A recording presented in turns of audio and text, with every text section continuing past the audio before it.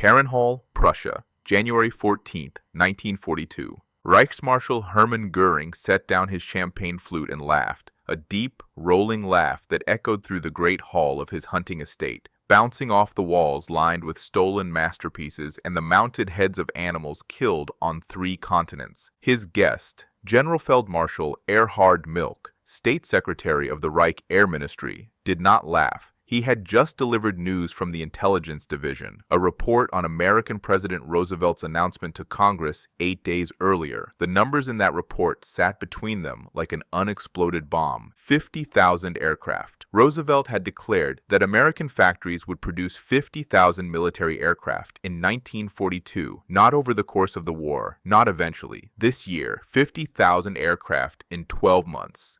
You see, Milch, this is why the Americans will never be serious adversaries. Göring reached for his flute, took a long sip, and gestured expansively at the intelligence summary. 50,000 aircraft. Do they think we cannot count? Do they think we cannot calculate what such production would require? The factories, the workers, the aluminum, the engines. He waved his hand dismissively. Propaganda. Bluster for domestic consumption.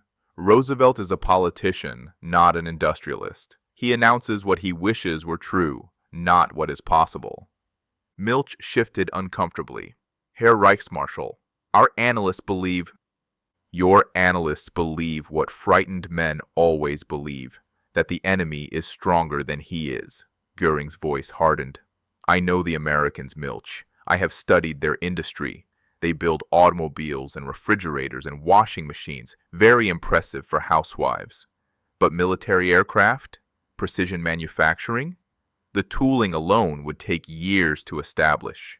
The training of workers, years more. Roosevelt can announce 50,000 aircraft. He cannot produce them. He stood walking to a window that overlooked the frozen Prussian forest, his enormous frame silhouetted against the gray winter light. Do you know what the American aviation industry produced in 1939? Fewer than 6,000 aircraft, and most of those were commercial transports and trainers. 6,000 to 50,000 in 3 years? It is fantasy. It is the boasting of a nation that has never fought a modern war and does not understand what such a war requires. Göring turned back to face his subordinate, his expression settling into the confident certainty that had carried him through 2 decades of Nazi politics. I will tell you what will happen, Milch. The Americans will produce perhaps 15,000 aircraft this year. Impressive by their standards, meaningless by ours. They will discover that military production is not like building Ford automobiles. They will fall short of their promises. Their people will grow disillusioned. And by the time they have built an air force worthy of the name, the war will be over. He returned to his chair, retrieved his champagne, and raised it in a mock toast. To Roosevelt and his 50,000 imaginary aircraft. May they fly as well in his speeches as they fail to fly in reality. Milch did not raise his glass. He was thinking about the intelligence reports he had not shared with the Reichsmarschall. Reports about American factory construction, about 3-shift operations, about automobile plants converting to aircraft production at speeds that defied German experience. But Göring did not want to hear such things. Göring wanted to laugh. And so Göring laughed, and the crystal chandeliers of Herrenhall glittered above them like promises that would soon be broken. What Hermann Göring did not know, what his champagne-fueled confidence could not conceive, was that Roosevelt's announcement was not propaganda. It was a plan, and the plan was already behind schedule, not because it was too ambitious, but because the actual production targets were higher still. He did not know that American factories would produce not 50,000 but 47,836 aircraft in 1942, falling short of Roosevelt's goal, but exceeding Germany's total production by a factor of 3. He did not know that in 1943 the number would reach 85,898. He did not know that in 1944 it would exceed 96,000, more aircraft in a single year than Germany would produce in the entire war. He did not know that the nation of housewives and refrigerators would bury the Luftwaffe under an avalanche of aluminum and steel, that the sky over Germany would blacken with aircraft built by workers who had never seen a blueprint before 1941, that the laughter echoing through Carenhall would curdle into something closer to despair. He did not know that the joke was already on him.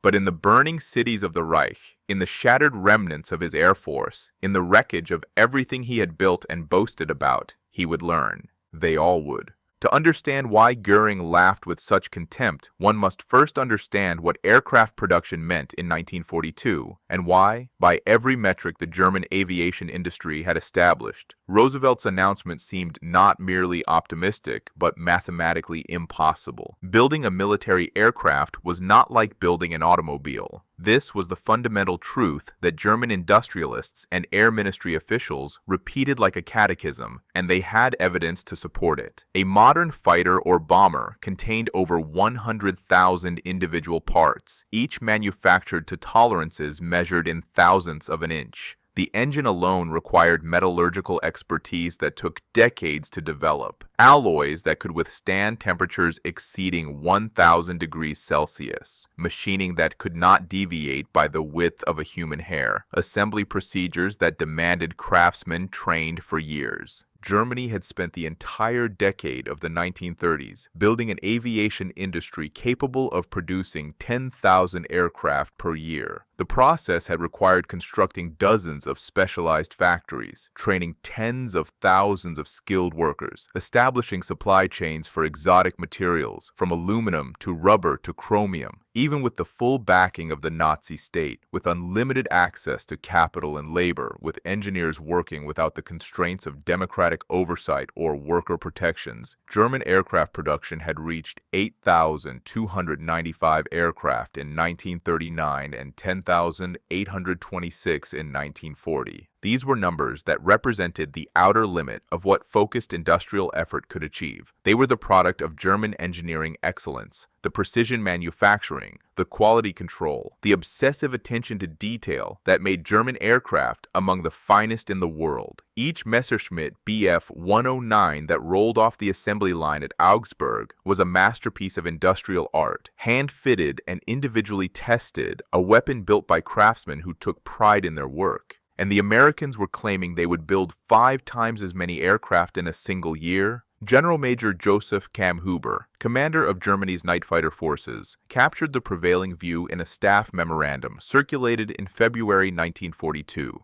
The American production announcements should be understood as psychological warfare rather than industrial planning. No nation has ever produced 50,000 military aircraft in a single year. The infrastructure requirements alone, the factories, the machine tools, the raw materials, the trained workforce, cannot be conjured from nothing. Roosevelt is announcing intentions, not capabilities. Our intelligence suggests actual American capacity of perhaps 20,000 to 25,000 aircraft annually by 1943. This is a serious figure, but not an overwhelming one. The analysis was sound by German standards. German planners knew how long it took to build aircraft factories because they had built them. They knew how long it took to train aircraft workers because they had trained them. They knew the bottlenecks: aluminum production, engine manufacturing, the chronic shortage of ball bearings that limited every nation's industrial output.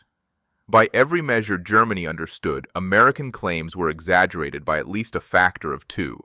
What German planners did not understand, what their entire industrial philosophy prevented them from grasping, was that the Americans were not planning to build aircraft the German way. They were planning to build aircraft the American way, and the American way was something the world had never seen. The distinction began with a fundamental difference in manufacturing philosophy. German aircraft production prized quality over quantity, craftsmanship over speed, precision over volume. A German aircraft was built to perform perfectly and to last indefinitely. Each component was machined to exact specifications. Each assembly was inspected multiple times. Each finished aircraft was test-flown and adjusted until it met exacting performance standards. The result was superb aircraft produced at rates that skilled craftsmen could sustain. American industry operated on different assumptions. Henry Ford had not revolutionized automobile production by building perfect cars. He had revolutionized it by building good enough cars in numbers that defied comprehension, by breaking complex assembly into simple steps that unskilled workers could perform, by standardizing parts so that any component would fit any vehicle, by treating manufacturing as a problem of flow rather than a problem of craft.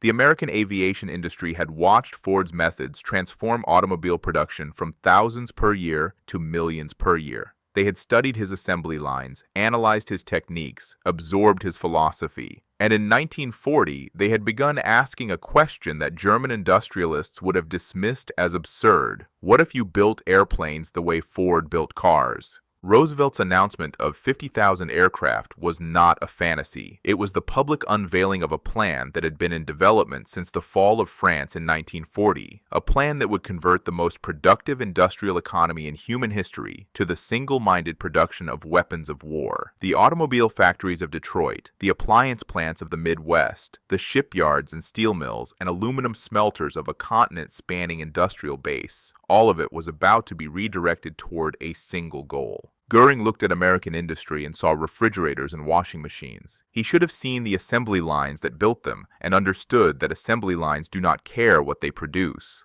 They care only about volume. The Reichsmarshal raised his champagne and laughed at 50,000 aircraft. He did not realize he was laughing at the death warrant of the Luftwaffe. The machine that would bury Göring's Luftwaffe was born in a conference room in Washington, D.C. in May 1940 from the mind of a Danish immigrant who had built more automobiles than any man alive and who understood, with the clarity of a prophet, that the age of the craftsman was ending and the age of the assembly line had only begun. William Signius Knudsen had risen from the factory floor of a Buffalo bicycle shop to become president of General Motors, the largest manufacturing enterprise in human history. He had learned production under Henry Ford himself, had managed the plants that built the Model T, had absorbed the philosophy that would make American industry the wonder of the world, break every complex task into simple steps, design every part for easy assembly, treat workers not as craftsmen but as components in a system larger than any individual. In May 1940, President Roosevelt summoned Knudsen to Washington and asked him a simple question. Could American industry produce 50,000 aircraft per year? Knudsen did not laugh. He did not dismiss the number as fantasy. He asked for a week to study the problem, retreated to his hotel room with production data and engineering specifications, and emerged with an answer that would reshape the war. 50,000 is not enough, he told Roosevelt. If we're going to fight, we need to think bigger. Give me the automobile industry, and I'll give you more planes than Hitler can shoot down. The logic was counterintuitive to aviation traditionalists. Aircraft factories built aircraft. Automobile factories built automobiles. The skills were different. The materials were different. The precision requirements were worlds apart. The established aviation companies, Douglas, Lockheed, Boeing, Curtiss, had spent decades developing the expertise to build military aircraft. How could car manufacturers simply take over their work? Knudsen's answer was revolutionary. They wouldn't take over the work. They would transform it. You don't ask a car plant to become an aircraft plant, he explained to skeptical aircraft executives at a conference in Detroit. You ask the aircraft plant to design something a car plant can build. You redesign the aircraft for mass production, standardized parts, simplified assembly, tolerances that allow for variation. The aircraft companies design, the automobile companies build. We combine their expertise and multiply their output. The concept became known as pooled production, and it required the established aircraft industry to abandon practices they had refined over decades. Engineers at Douglas and Boeing had built careers on precision, on components machined to tolerances of 1/1000th of an inch, on hand-fitted assemblies that required skilled technicians to complete. Knudsen was asking them to design for sloppiness, to accept variations that would have failed inspection at any German aircraft factory. Donald Douglas, founder of Douglas Aircraft Company, initially resisted. "You're asking us to build inferior aircraft," he protested at a War Production Board meeting in early 1941. "Our reputation is built on quality. If we lower our standards to accommodate automobile workers, we'll produce aircraft that don't fly." Knudsen's response became legendary in American manufacturing circles. "Mr. Douglas, A perfect aircraft that takes a year to build will lose the war. A good enough aircraft that takes a month to build will win it. I'm not asking you to lower your standards. I'm asking you to change what you're building for. You've been building for performance. Now build for volume. The Germans have better pilots. We need more planes. Give me planes that farm boys from Iowa can rivet together. And I'll give you so many of them that German quality won't matter. The transformation began in the summer of 1940 and accelerated with shocking speed. Ford Motor Company, which had produced 0 aircraft in its history, broke ground on a factory at Willow Run, Michigan in April 1941. The facility was designed from the first blueprint for mass production of the B-24 Liberator heavy bomber, an aircraft with 1.5 million individual parts, 360,000 rivets, and a complexity that traditional manufacturers considered impossible to mass produce. The plant would cover 67 acres under a single roof, contain an assembly line over a mile long, and employ 42,000 workers at peak operation. Henry Ford, now 77 years old but still dominating his company, promised that Willow Run would produce 1 B-24 bomber per hour once fully operational. The claim was met with derision from the established aircraft industry. Consolidated Aircraft, which had designed the B-24, required 200,000 man-hours to build a single bomber at its San Diego facility. Ford was claiming he could do it in a fraction of that time. Charles Lindbergh, the aviation hero who toured Willow Run during construction, reported his impressions to the War Department. The Ford people do not understand aircraft manufacturing. They are applying automobile techniques to a problem that requires different solutions. I expect significant difficulties when production begins. Lindbergh was right about the difficulties. The first months of Willow Run operation were chaotic. Parts that didn't fit, workers who didn't understand their tasks, aircraft that rolled off the line requiring hundreds of hours of correction. In 1942, Willow Run produced only 56 B-24s, a humiliating shortfall that seemed to validate every criticism. But Knudsen had anticipated the learning curve. The first year is education, he told War Production Board officials. We're teaching automobile workers to build aircraft and aircraft engineers to design for automobiles. It will be ugly, it will be embarrassing, and then it will work. He was right. By December 1943, Willow Run was producing 365 B-24s per month. By August 1944, the plant reached Ford's impossible goal: 1 complete bomber rolling off the assembly line every 63 minutes. A 4-engine heavy bomber with 1.5 million parts, built faster than a German factory, could build a single-engine fighter. And Willow Run was just one plant. Across America, the conversion was replicating at scales that defied German comprehension. General Motors retooled 100 factories for military production. Chrysler built tanks and aircraft engines. Nash Kelvinator, which had manufactured refrigerators, now produced aircraft propellers. The Singer Sewing Machine Company manufactured bomb sights. A toy company in Ohio began producing aircraft instruments. A piano factory in New York turned out aircraft components. The workforce transformation was equally dramatic. In 1940, American aircraft factories employed approximately 63,000 workers, most of them skilled craftsmen with years of training. By 1944, the number exceeded 2.1 million, and the vast majority had never seen an aircraft before 1941. They were farm girls from Kansas and housewives from Michigan and teenagers too young for military service, trained in weeks rather than years, performing tasks that German manufacturers believed required a decade of apprenticeship. Rosie the Riveter became the symbol of this transformation, the propaganda icon who represented millions of real women entering factory work for the first time. German intelligence analyzed the phenomenon and dismissed it as desperation. The Americans are staffing their factories with women and children, an assessment distributed to Luftwaffe commands observed. This confirms the shortage of skilled labor that will inevitably degrade their production quality. The assessment was accurate about the workforce. It was catastrophically wrong about the conclusion. The Americans had not degraded their production quality. They had redesigned their production process to work with the labor they had. Where German factories required skilled craftsmen, American factories required bodies willing to perform simple tasks repeatedly. The skill was in the system, not the worker. The precision was in the tooling, not the hand. William Knudsen watched the numbers climb through 1942 and 1943, watched 47,000 aircraft become 85,000, become projections exceeding 100,000, and permitted himself a rare moment of satisfaction. He had been right. The automobile industry could build aircraft. American industry could outproduce any nation on Earth. In a letter to his wife in September 1943, he wrote, "They laughed at us in the beginning, the aircraft people, the military people, everyone who thought they knew how things had to be done. They said we couldn't apply automobile methods to aircraft. They said women couldn't do precision work. They said volume and quality were incompatible. They were wrong about all of it. We are building more aircraft this year than Germany has built in the past 5 years combined. And next year, we will build more still. This is what American industry does. This is what the Germans never understood. We don't build the best, we build the most. And in war, the most is the best." Göring had looked at American refrigerator factories and seen weakness.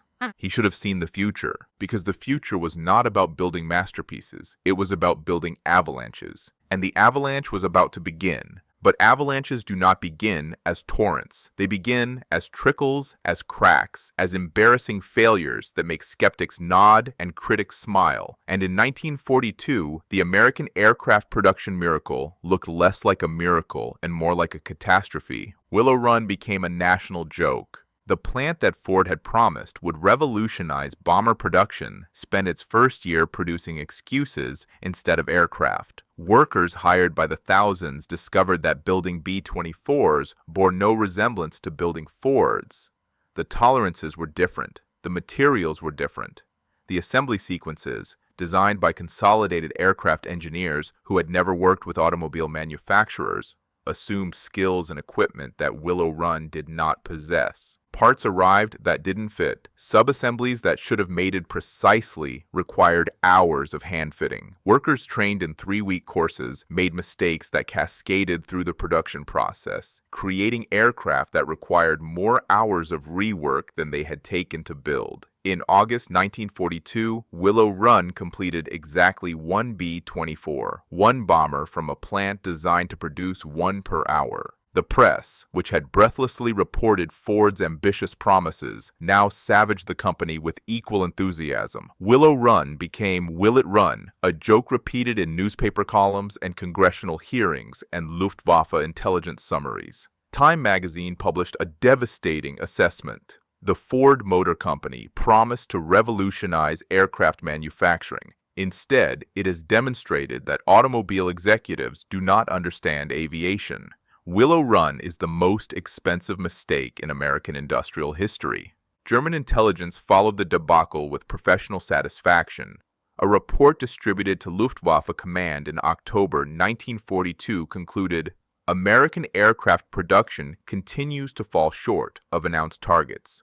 The Ford facility at Willow Run, intended to mass produce heavy bombers, has achieved less than 5% of projected output.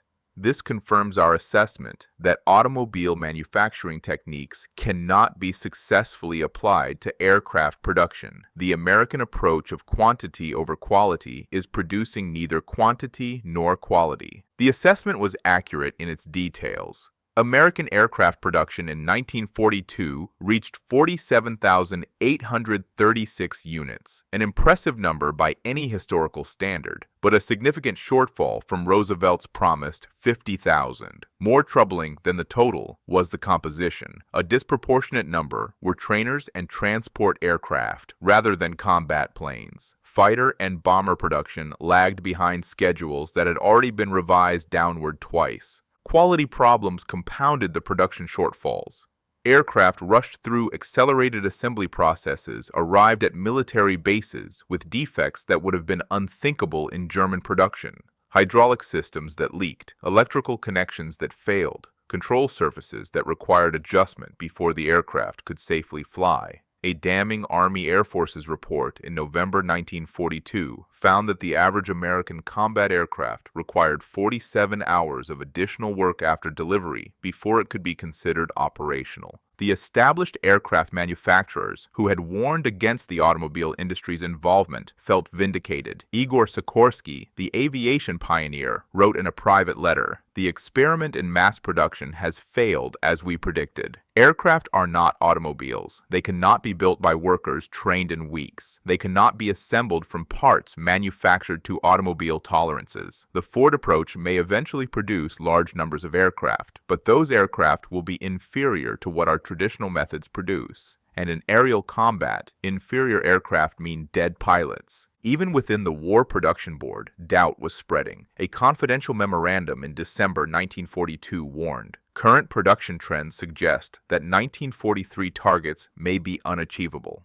The bottlenecks we anticipated, aluminum, engines, skilled labor, have proven more severe than projected. German aircraft production is increasing while our quality problems persist. We may be in a race we cannot win." Göring received summaries of these American struggles and allowed himself a moment of vindication.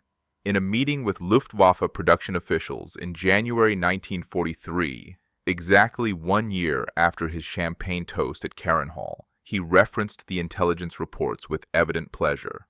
"You see, gentlemen, precisely as I predicted.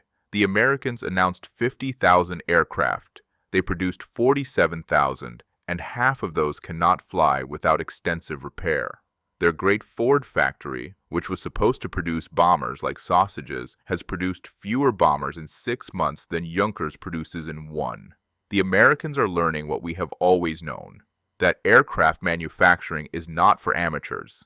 He paused, scanning the production figures his staff had prepared.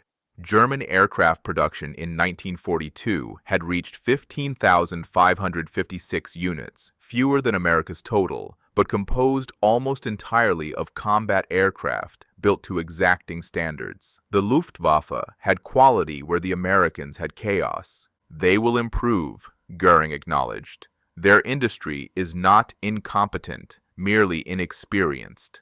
By 1944, perhaps 1945, they may approach serious production levels. But by then," he smiled, the confidence of Hermann restored. "By then the war will be decided. They have given us time. We must use it."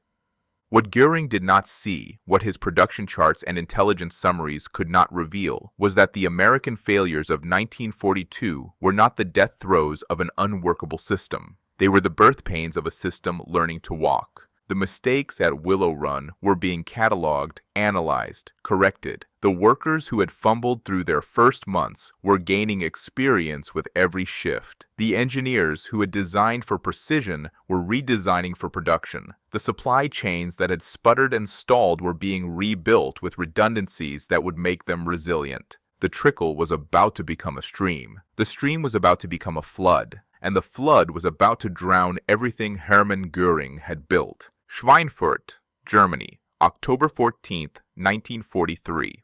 Oberst Edgar Peterson stood in the wreckage of what had been the Kugelfischer ball-bearing works, watching American bombers fill the sky from horizon to horizon, and felt something crack inside his understanding of the war. The raid had been devastating. Over 200 B-17 flying fortresses had penetrated deep into Germany without fighter escort, dropped their bombs with reasonable accuracy, and destroyed approximately 67% of Schweinfurt's ball-bearing production capacity. The Luftwaffe had intercepted them with everything available, over 300 fighters launching repeated attacks across the length of the bomber's route. The Germans had won. By any tactical measure, October 14th was a Luftwaffe victory. 60 American bombers had been shot down, 600 trained aircrew killed or captured, 60 precious aircraft reduced to burning wreckage scattered across Germany. Another 138 bombers had been damaged, many so severely they would never fly again. The Americans had lost nearly 30% of the attacking force in a single day. Such losses were unsustainable. No air force could absorb attrition at this rate and continue operations.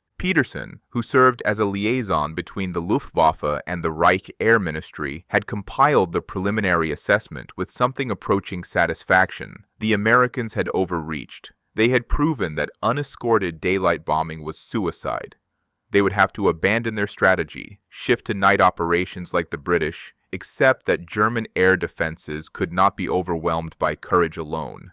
Then the intelligence summary arrived from Luftwaffe reconnaissance, and Peterson's satisfaction curdled into something he barely recognized. The summary concerned American aircraft production for September 1943. The numbers had been verified through multiple sources: aerial photography of American factories, interrogations of captured aircrew, analysis of serial numbers from downed aircraft. The figures were not estimates, they were facts. American factories had produced 7,546 aircraft in September 1943.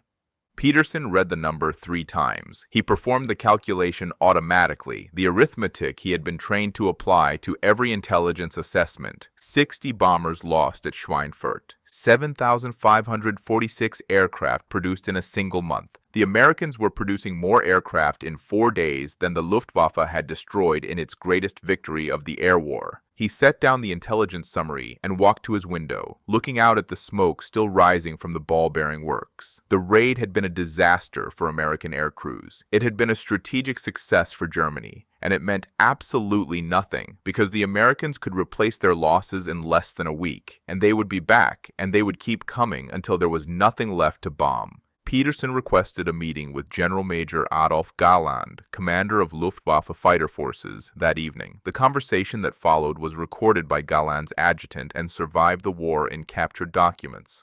"You've seen the production figures," Peterson began without preamble. Galland nodded. His face showed the strain of a man who had been studying the same numbers and reaching the same conclusions. "In 1942, we convinced ourselves the Americans were failing," Peterson continued. "We pointed to their shortfalls, their quality problems, their struggles at Willow Run. We believed they could not sustain the production levels they announced." He paused. "We were wrong. They are not merely meeting their announced targets. They are exceeding them." He spread a sheet of paper on Galland's desk, a chart he had prepared showing monthly American aircraft production from January 1942 through September 1943. The line climbed like a fever chart, each month higher than the last. January 1942, 2,464 aircraft. September 1943, 7,546 aircraft. This is not linear growth. This is exponential growth. If the trend continues, Peterson's voice caught slightly. They will produce over 8,000 aircraft per month by December, perhaps 9,000 by spring, perhaps 10,000 by summer. Galland studied the chart in silence. "We shot down 60 bombers today," Peterson said. "Our pilots performed magnificently. Our tactics were sound. Our victory was complete. And I am telling you now, Herr General, that it does not matter. We could shoot down 60 bombers every week for a year, and it would not matter. They are building aircraft faster than we can destroy them. They are building aircraft faster than we can build pilots to fly against them. We are not winning a war of attrition. We are losing it so badly that our greatest victories are meaningless." Galland finally spoke. "What do you propose we do with this information?" "I propose we tell the Reichsmarshal the truth." A bitter smile crossed Galland's face. "The Reichsmarshal does not wish to hear the truth. The Reichsmarshal wishes to hear that German quality will triumph over American quantity, that our superior pilots will destroy their inferior aircraft, that the production figures are propaganda and the real numbers are lower." He gestured at the chart. "I have tried to present these figures. I have been told that my intelligence is defeatist, that American production claims are exaggerated, that we must maintain confidence in victory. And when the Reichsmarschall discovers he has been lying to himself, then he will find someone to blame. It will not be himself." Peterson gathered his papers, preparing to leave. At the door, he paused. "In 1942, we produced 15,000 aircraft. In 1943, we will produce perhaps 25,000, a significant increase, proof that German industry can respond to the challenge." He turned back to face Galland. "The Americans will produce 85,000 aircraft this year. 85,000. We are not behind them by a margin that can be closed.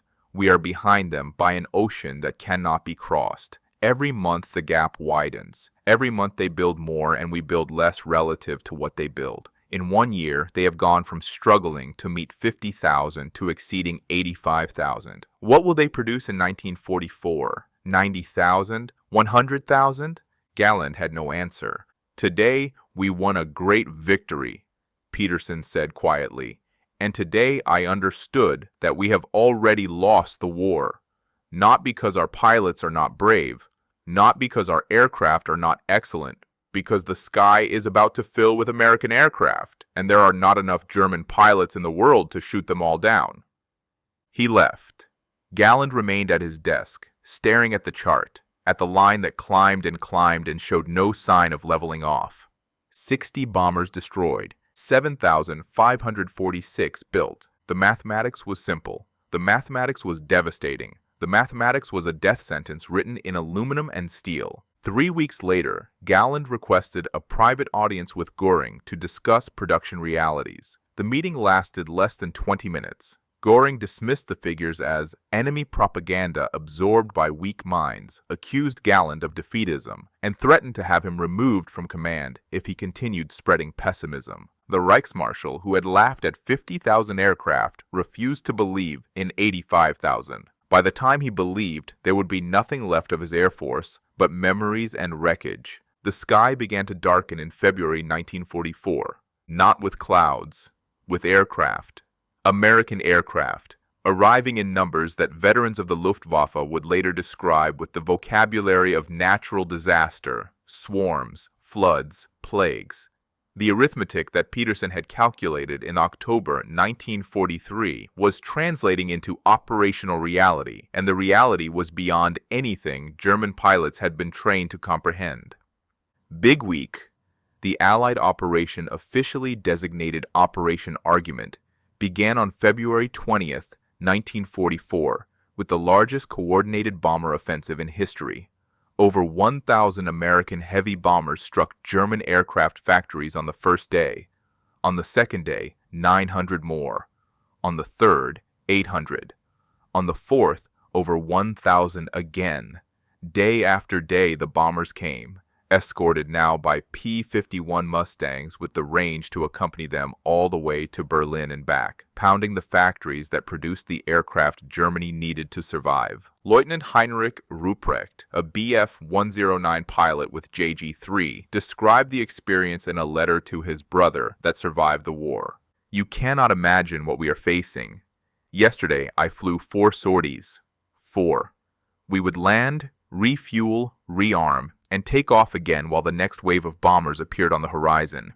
There is no rest. There is no pause.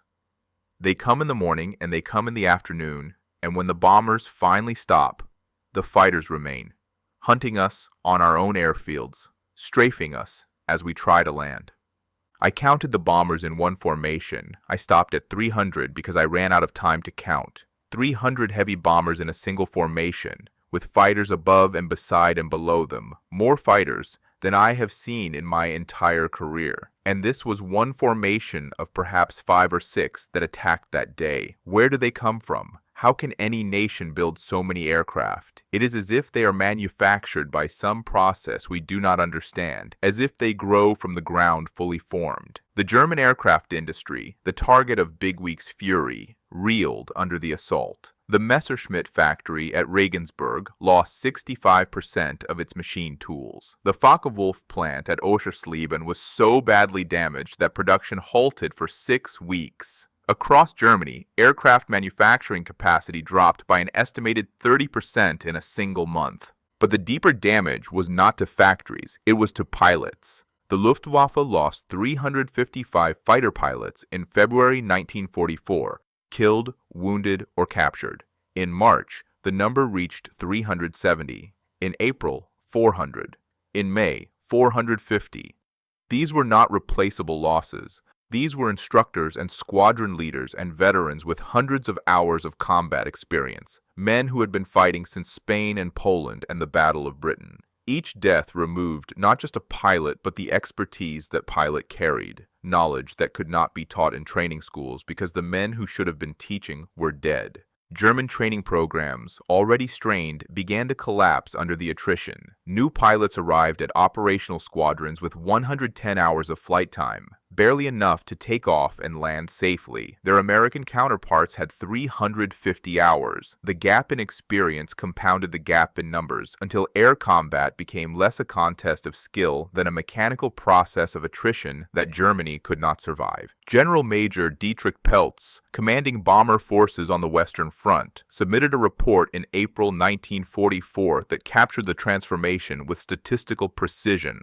Monthly American aircraft production now exceeds 8,000 units. Monthly German production has reached approximately 2,500 units, a significant achievement under current bombing conditions, but insufficient to address the disparity. More critically, American pilot training programs are producing an estimated 7,000 new aircrew per month. German programs are producing approximately 1,000. We are losing experienced pilots faster than we can replace them with inexperienced pilots, while the Americans are doing the opposite. The mathematical conclusion is inescapable. Absent a dramatic change in circumstances, the Luftwaffe will cease to exist as an effective fighting force within 12 months. The dramatic change did not come. The circumstances worsened.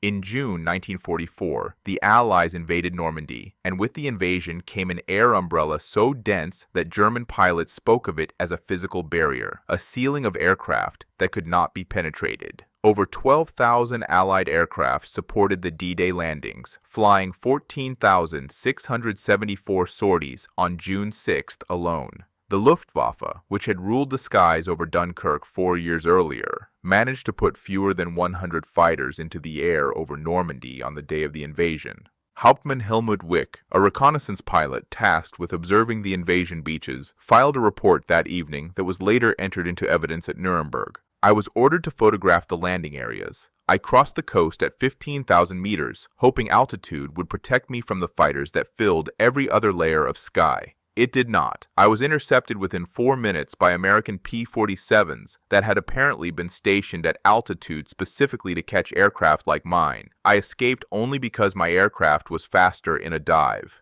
During my brief observation, I counted approximately 800 vessels in the water and an unbroken stream of aircraft overhead.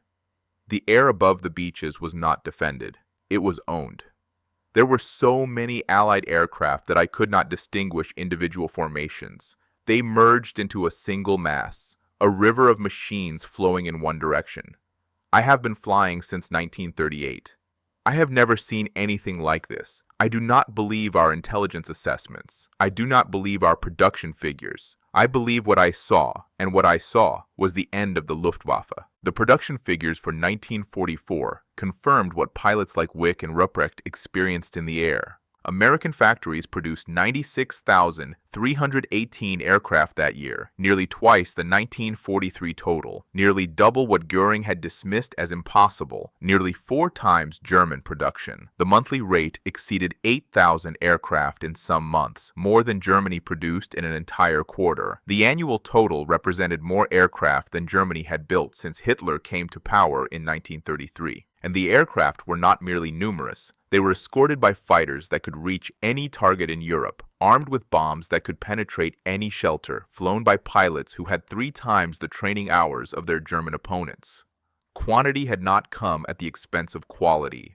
Quantity had enabled quality, because when you produced 8,000 aircraft per month, you could afford to reject the 5% that failed inspection. You could afford to train pilots for 350 hours instead of 110. You could afford to give every squadron more aircraft than it could fly. Göring, confronted with production figures he could no longer dismiss, retreated into fantasy. In a meeting with Hitler in June 1944, documented in surviving fragments of the Führer conference minutes, he blamed the disparity on sabotage, on incompetent subordinates, on Allied terror bombing of civilian workers. He did not blame his own mockery of American production. He did not acknowledge that the nation of housewives and refrigerators had buried his Luftwaffe in aluminum. But his pilots knew. In their ready rooms, and their cockpits, and the letters they wrote home before missions from which many would not return, they articulated what Göring refused to say.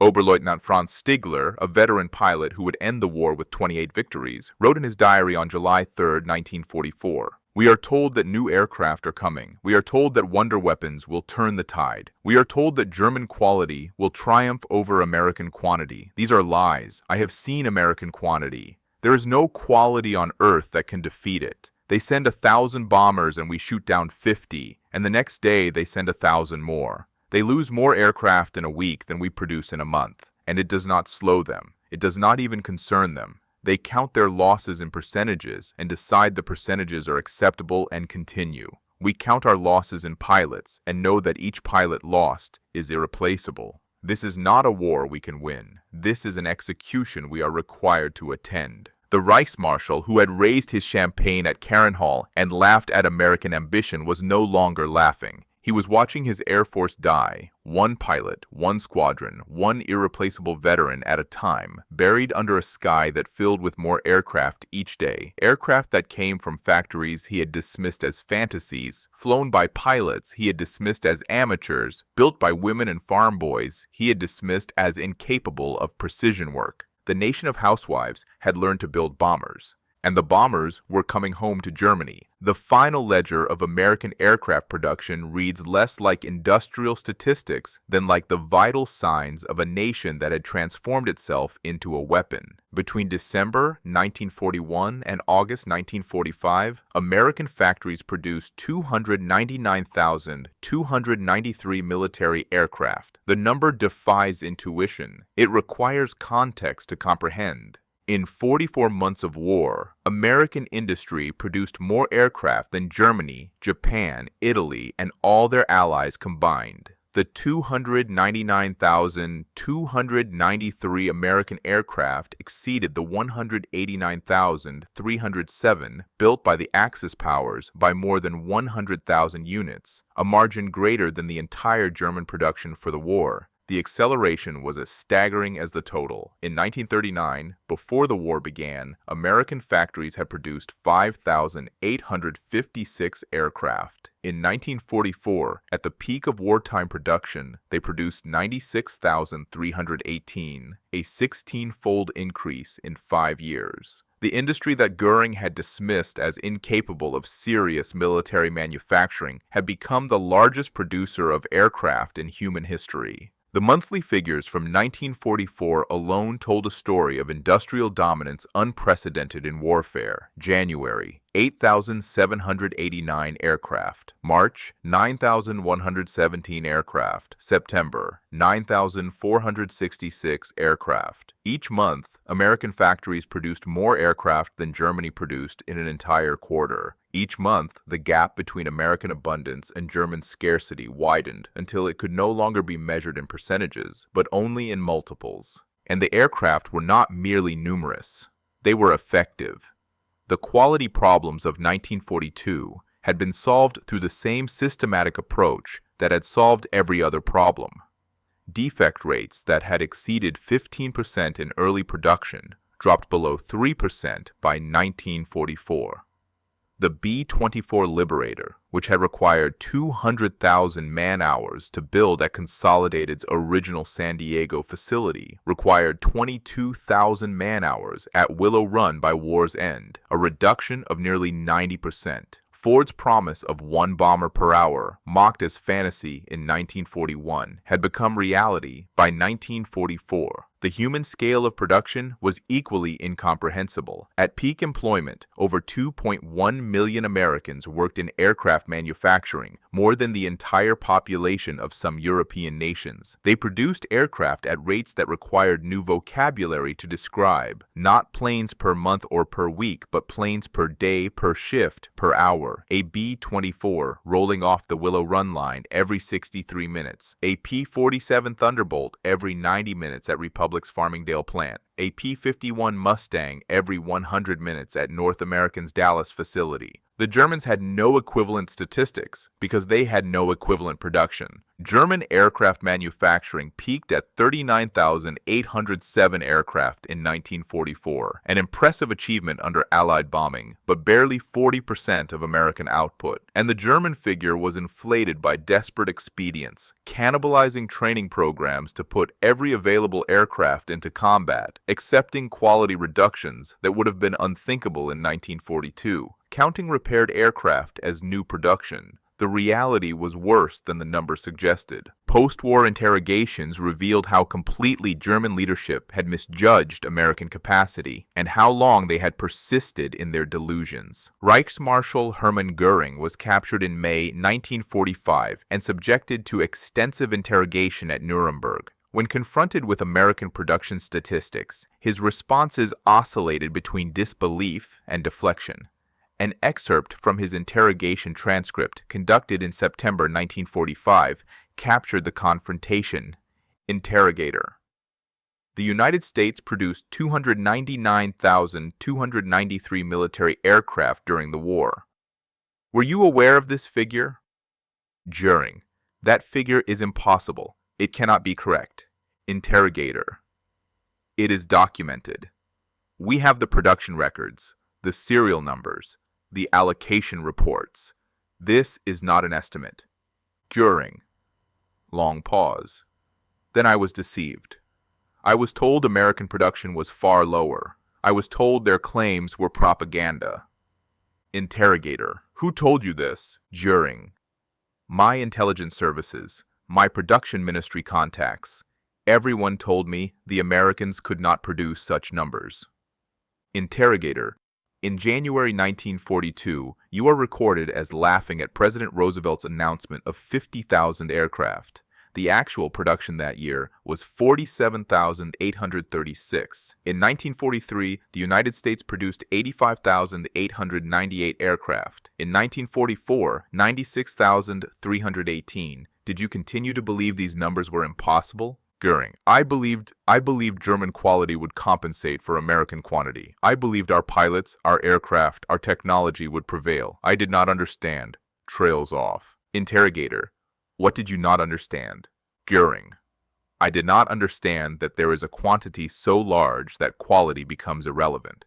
I did not understand that a nation could convert its entire industrial base to military production in 2 years. I did not understand what America was. General Feldmarschall Erhard Milch, the same officer who had delivered the Roosevelt production announcement to Göring at Carenhall, offered a more technical assessment in his own interrogation. We made 2 fundamental errors. First, we evaluated American industry based on its peacetime production, not recognizing that American peacetime production was artificially constrained by market demand, not by capacity. When demand became unlimited, when the government ordered everything the factories could build, capacity expanded to levels we had not imagined possible. Second, we believed that aircraft manufacturing required craft skills that could not be rapidly taught. The Americans proved this wrong. They redesigned their aircraft for production by unskilled workers. They built the skill into the machines rather than requiring it in the workers. A woman who had never seen an aircraft in January 1942 could rivet bomber fuselages by March 1942. We did not believe this was possible. We were wrong. By the time we recognized the scale of American production, it was too late. We could not match them. We could not even approach them. We could only watch the sky fill with aircraft and understand that we had lost the war in the factories before we lost it in the air. Albert Speer, Reich Minister of Armaments, provided the most comprehensive admission of German failure in his post-war memoir and testimony. I studied American production methods in 1944 when it was already far too late. What I discovered astonished me. The Americans had not merely increased their production, they had invented a new way of producing.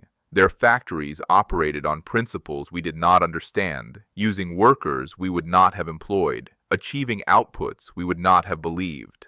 Göring laughed at American production in 1942. I understood why. The numbers seemed absurd, the claims inflated, the methods unsuitable for precision manufacturing. We were not stupid. We were simply applying German logic to an American problem. The Americans were not trying to build aircraft the way we built aircraft. They were trying to build aircraft the way Ford built automobiles. And when they succeeded, they buried us.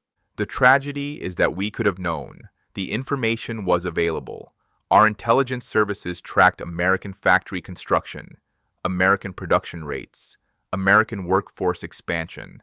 The figures were in our files, but we did not believe them because believing them would have required admitting that Germany could not win an industrial war against the United States. And that was an admission no one in leadership was willing to make. Not Göring, not Hitler, not any of us, until the bombers were overhead and the fighters were gone, and there was nothing left to do but count the dead. Perhaps the most poignant admission came from Adolf Galland, who had tried to warn Göring and been dismissed as a defeatist. In his memoir, The First and the Last, published in 1954, he reflected on the moment he understood the war was lost. It was not a single moment. It was a gradual accumulation of evidence that eventually became undeniable. But if I had to choose one image that captured our defeat, it would be this: standing on an airfield in late 1944, watching American bombers pass overhead in formations that took 40 minutes to cross. 40 minutes of continuous aircraft, a river of aluminum flowing from horizon to horizon, and realizing that we had nothing in the sky to stop them. Not because our pilots were not brave, not because our aircraft were not capable, because there were simply too many of them. Göring had laughed at 50,000 aircraft. I was watching them fly over Germany, and I understood that the laughter had been our doom. We had mocked what we should have feared. We had dismissed what we should have prepared for. We had believed that German quality would triumph over American quantity, because believing otherwise was unbearable. And now the quantity was overhead, and the quality was burning on the ground, and there was nothing left to do but die or surrender. The Reichsmarshal never admitted he was wrong. He went to his grave insisting that sabotage and treason had cost us the war. But every pilot who flew in those final months knew the truth. We were defeated by factories. We were buried by production. We were drowned in aircraft built by a nation we had called incapable of serious manufacturing. They were capable. They were more than capable. They were unstoppable. And we learned it too late to matter. On January 14th, 1942, Hermann Göring had raised a champagne flute in the Great Hall of Marienhall, surrounded by stolen masterpieces and the trophies of his hunts, and laughed at an American president's promise of 50,000 aircraft. Propaganda, he had called it, bluster for domestic consumption, the boasting of a nation that built refrigerators and washing machines and did not understand what war required. 3 years later, on January 14, 1945, Marienhall still stood, but the world around it was burning. American bombers had reduced German cities to rubble. American fighters had swept the Luftwaffe from the sky. American aircraft, built by the housewives and farm boys Göring had mocked, filled the air over the Reich in numbers that his pilots could no longer contest. On that anniversary, no champagne was poured, no toasts were offered. Göring had retreated into morphine addiction and denial, refusing to visit his squadrons, refusing to acknowledge reports that documented the disintegration of everything he had built.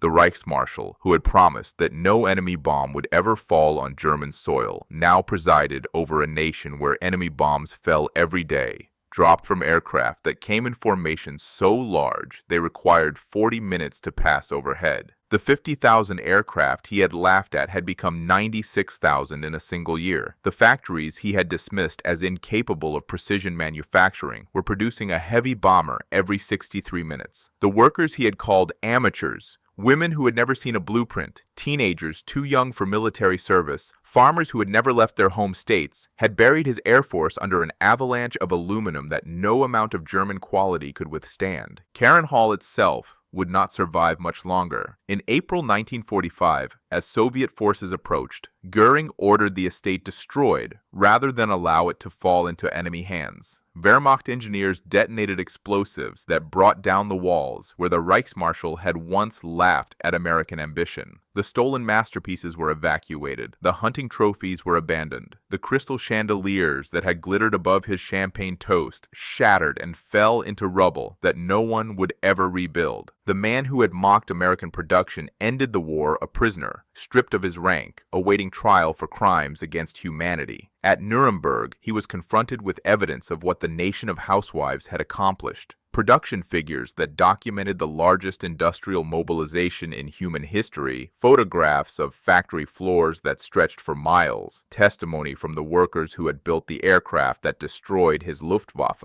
He never admitted he was wrong. In his final statement before the tribunal, he blamed subordinates, blamed saboteurs, blamed everyone except himself for Germany's defeat. He swallowed cyanide the night before his scheduled execution, denying his captors even the satisfaction of carrying out their sentence. But his pilots knew the truth. The men who had flown against the American armadas, who had watched formations stretch from horizon to horizon, who had done the arithmetic that their commander refused to do, they knew that Germany had been defeated not by courage or strategy or tactical brilliance, but by factories, by production lines, by the systematic application of industrial capacity to the problem of war. William Knudsen, the Danish immigrant who had promised Roosevelt more planes than Hitler could shoot down, lived until 1948. He never sought recognition for his role in the victory. He returned to General Motors after the war, declined interviews, and spoke rarely about the production miracle he had orchestrated. In one of his few recorded comments on the subject, given at a private dinner in 1946, he offered an assessment that served as an epitaph for Göring's laughter. The Germans built aircraft like jewelers build watches, one at a time, by hand, with infinite care. We built aircraft like Detroit builds automobiles, by the thousands on assembly lines, with workers who learned their jobs in weeks instead of years. They thought we couldn't do it. They thought precision required craftsmen. They thought quality and quantity were opposites. They were wrong about all of it, and being wrong cost them everything. The lesson of American aircraft production extended far beyond the Second World War. It demonstrated, with a clarity that could not be disputed, that industrial capacity was not merely a factor in modern warfare. It was the decisive factor. Nations that could mobilize their economies for total war would defeat nations that could not, regardless of the courage of their soldiers or the quality of their weapons. The age of the warrior had ended. The age of the factory had begun. Germany had understood this truth in the abstract. German strategists had written about industrial warfare, had analyzed production statistics, had recognized that the next war would be won in factories as much as on battlefields. But they had not believed, could not bring themselves to believe, that the United States was capable of the transformation that total war required. They had looked at American democracy with its inefficiencies and debates, at American workers with their unions and weekends, at American industry with its consumer products and advertising, and they had seen weakness where they should have seen potential. The potential had become reality. The refrigerator factories had become bomber plants. The automobile assembly lines had become aircraft production lines. The workers who had built Fords and Chevrolets had built Liberators and Fortresses and Mustangs, had built them in numbers that defied German comprehension, had built them until the sky over Germany was dark with wings. In the end, the war came down to arithmetic, the same arithmetic that Göring had dismissed when he raised his champagne at Carenhall. 50,000 aircraft had seemed impossible. The reality exceeded it by nearly 300,000. The nation of housewives had produced more aircraft than all of Germany's enemies combined had believed possible when the war began. Hermann Göring laughed at American production because he could not imagine a world in which it was real. He died in a world where it had buried everything he built. The champagne flutes of Carenhall lie shattered in the ruins of a hunting lodge that no longer exists, in a nation that was dismembered by the enemies Göring mocked. The laughter echoes only in transcripts and memoirs, a sound from a world that believed German quality would always triumph over American quantity, that craftsmanship would defeat assembly lines, that 1,000 perfect aircraft would overcome 10,000 adequate ones. The 10,000 came, and then the 20,000. and then the 50,000 he had laughed at, and the 100,000 beyond, until the sky was aluminum and the earth was fire, and there was nothing left of German air power but widows and wreckage. Roosevelt had promised 50,000 aircraft. America delivered 300,000. And Göring, who had raised his glass to impossible numbers, discovered too late that the only thing impossible was stopping them.